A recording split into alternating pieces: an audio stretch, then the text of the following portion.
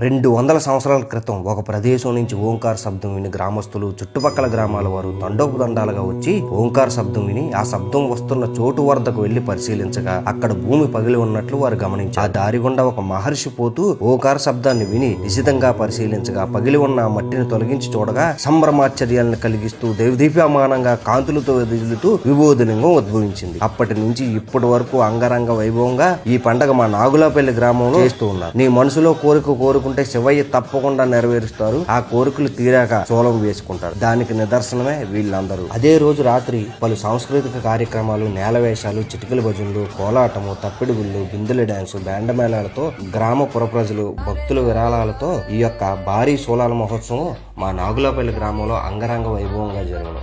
మీరు ఎప్పుడైనా వచ్చుంటే ఖచ్చితంగా కామెంట్ చేయండి.